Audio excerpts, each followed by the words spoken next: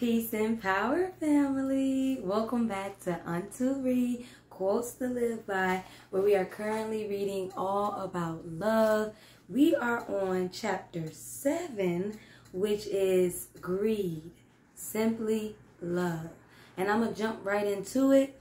The first quote that I want to pull from this chapter is, "The fading away of greed and hatred is the foundation for liberation."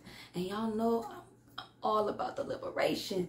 But I think this quote is the first sentence of this chapter and so important because it lets us know how we start working towards the goal. How do we get to freedom? How do we get to that end goal that we are all, or I know I am, striving for, right? And it's the removing greed and hatred from your life, right? The fading away of greed and hatred, right? We have to release the greed and the hatred within ourselves in order to be truly liberated, right? And free. Liberated is like free, right?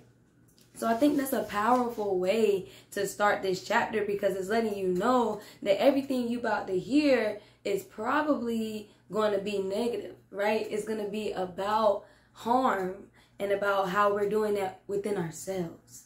So the next quote says, "Materialism creates a world of narcissism in which the focus of life is solely on acquisition and consumption," right? And we understand that shit when it's applied to a partner. When a partner is a narcissist, we're like, oh, nah, cut them out, let them go, bye-bye, no, we can't have that. But we don't recognize the narcissism within ourselves towards things, right? Just like that partner was trying to acquire you, right, and own you and consume all that you give and all that you are, you're doing that with things instead of yourself in the world, and it's holding us back from being truly free. We just want to get. We so worried about having that we spend most of our time in a job that we don't like for false security, right? So materialism is getting in the way of our true liberation,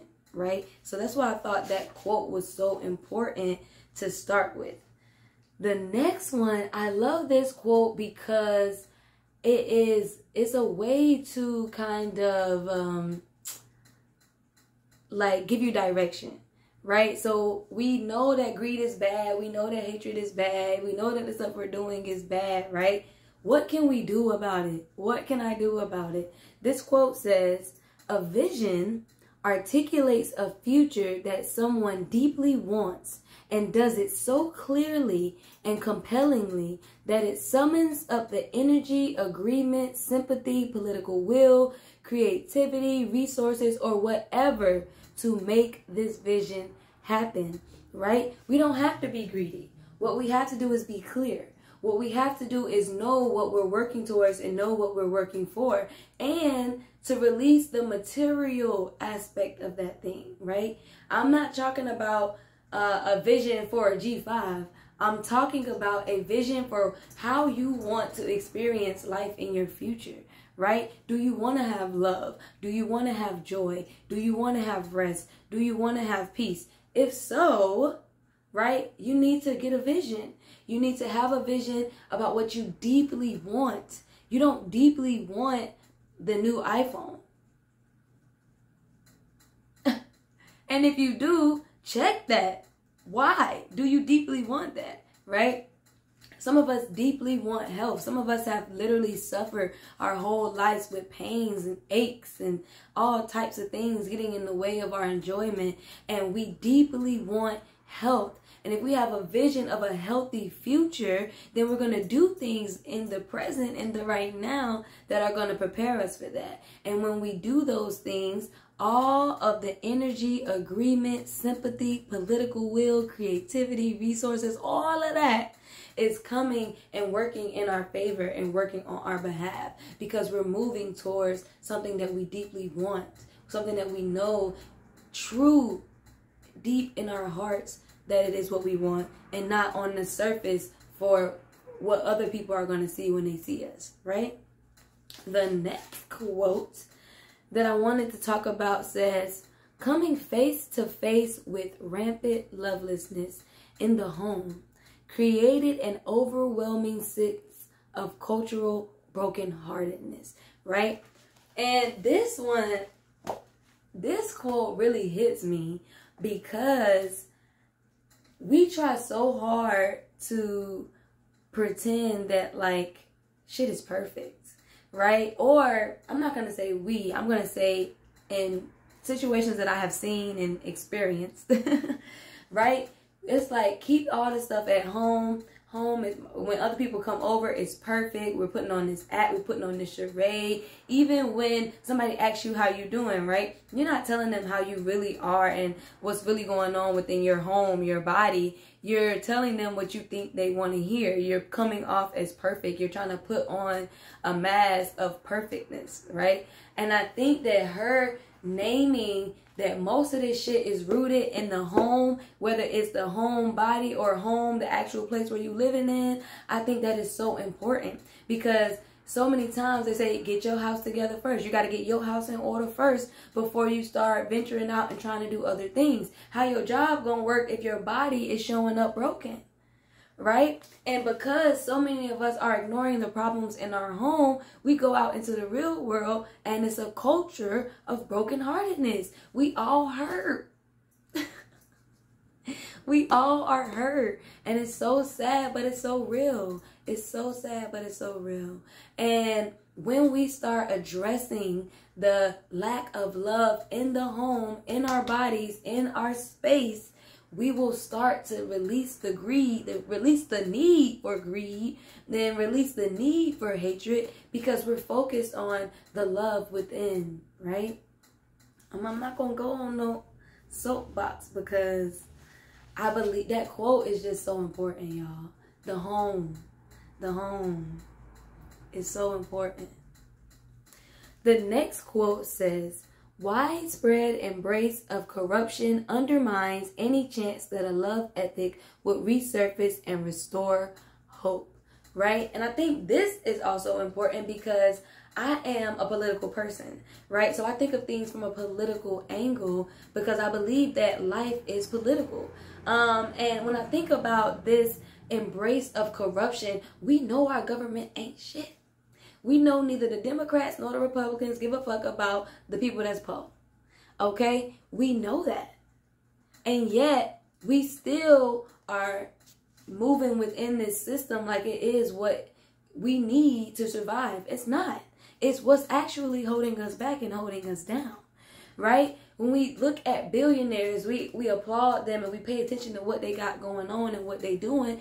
But we know that you got to oppress somebody. You got to take advantage of somebody to be a billionaire. You have to. There's no way that you can get there without exploiting a whole lot of people. Okay? So we know this, but still we idolize those people and strive, knowing that it's very, very unlikely that it'll ever happen for us. We still strive to be in those positions, right? The widespread acceptance of corruption, of exploitation, of oppressiveness, right? Parents towards children. You beat up on your child in the home, come on now, because you're getting beat up on at work. You're getting beat up on everywhere else in life. That does not create hope. That does not create joy. That does not give people a positive vision for their future, right? So we have to check ourselves and we have to check our environment. What here is so corrupt that nobody can even build hope. You can't even see hope. Ain't even no light can get through, right? And we got to remove that. We got to get rid of that stuff so that we can actually be liberated, so that we can actually get a taste, get a sense of what freedom really is, of what joy and peace really is, of what grace and compassion really is, unless we address the fact that we are hurting each other by accepting the bullshit that's going on from ourselves, from others, and especially from this government. We are not going to be able to have hope. And I think even though Barack Obama bombed more people than every other president, that audacity of hope That audacity of hope sits so heavy on my spirit. To have the audacity to believe that we can have something different than this, right? It's just, that moves me. That moves me. And I hope that this is moving you. The next quote that I want to say says, in poor communities where addiction is the norm, there is no culture of recovery. And I think this quote is so important because we see in the opioid epidemic, right, how they got free centers for you to come and do your stuff to make sure that you are managed well and all the things, and they go into rehab instead of jail. But even in our own homes, we don't talk about being raped, being molested, being abused. Within our own homes, within our own families, within our own community, and people don't lift you up. They tell you to push through. They tell you to get resilient, right? That's not what we need. That is not the culture that we need. We need a culture of grace and compassion. We need a culture of support. We need a culture of bringing everybody the motherfucker along, okay? We need a culture of vulnerability, a culture of understanding. That is how we will recover from the harm, from the trauma, from the pain, from everything that we've had going on for years, hundreds and hundreds of years in our community. It's not going to work unless we start really being about that mutual aid, mutual support life. Until we start believing that we deserve something different and this ain't all. Okay? I feel like I'm preaching, but I'm just like, this is why this book is, I feel, is so important.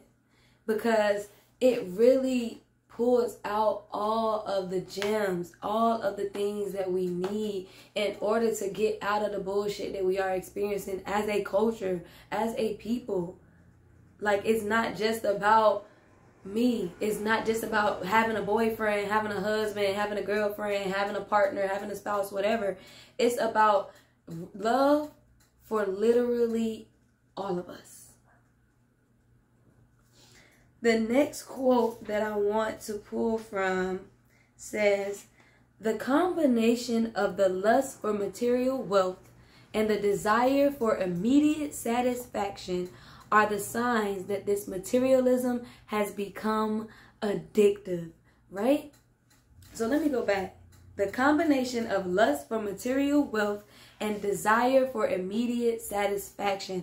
Those two things got us in the goddamn chokehold. If anybody got their foot on our necks, it's those two things. Like I was saying earlier, we want to be fucking billionaires. We want to be millionaires. We want to have that shit today, in a month, in the next 7 days. We want to manifest all the things of our dreams. You know what I'm saying? And it's like, that shit is killing us. And we're so addicted to it. We can't sleep. We're not eating right. We can't take care of ourselves. We have to do better. And we have to do things that we know will help us. And we see that this ain't. We insane, right? Insanity is doing the same thing over and over and expecting a different outcome. We go to the same job that we hate, expecting to come home happy every night. How? How? How? How?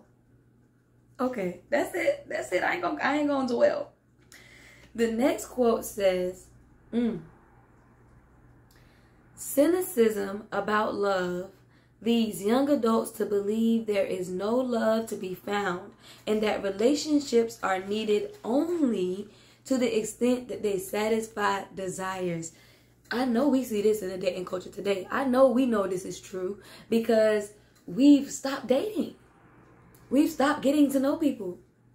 We start ghosting people, you know what I'm saying, quizzing people, using them for what we need for in the moment and dipping, right? We know this is true. We're moving off of our desires and not what our true wants and needs, right? We're not moving out of love. We're moving out of lust, okay? We're moving out of fear, doubt, shame, guilt, okay? We're moving out of all of those things and not love and wonder why relationships today are not working. I mean, it's not hard. It's not complicated. It's not hard. It's not complicated. Y'all know I don't be on here long, so let me start wrapping it up. The next quote is, Greed violates the spirit of connectedness and community that is natural to human survival. Why? Why does greed violate the spirit of connectedness? Because you want it all for self. That's how billionaires become billionaires. They hoard money from other people. They're not giving their riches away. They're not helping the poor. They're not, giving back to the community and connecting to their people. They're not, taking care of their entire family. They can't be. They can't be if they have $1 billion in the bank. You can't be. You can't be. You know what I'm saying? You are hoarding. You are keeping all of the resources, all of the wealth, all of the joy, all of the peace, all of the adventure, all of that stuff to yourself and not sharing with other people when you're being greedy. And we all can't survive that way. Somebody's gonna have to die. Amazon giving people $15 an hour when they're making trillions of dollars and opening up homeless shelters. That's greed. And that's getting in the way of their employees being able to survive and thrive. Their children being able to eat and have stability so they can actually go to school and learn and grow, right? You see how the connectedness, the spirit of connectedness is within this, right? And community. And how greed is getting in the way of that. All right, this is the last quote. This is the last quote. It says, the reality that working hard is, or it's a reality that working hard is rarely the means by which enough of us can gain enough access to material resources to become wealthy. We know we've been working hard. Our mamas and daddies and grandmas and great-grandmas and great-great-great-great-great-grandmas work hella hard, okay? And we still don't see the wealth. We still don't see a return for our labor. So we know that what we're doing to get wealth is not working. There has to be another way. It has to come from within. It has to come from the heart. It has to come from your true wants, needs, and desires, okay? It has to come from that, or it ain't gonna work. It has to come from love, or it ain't gonna work. Release the greed. Release the hatred. I love y'all.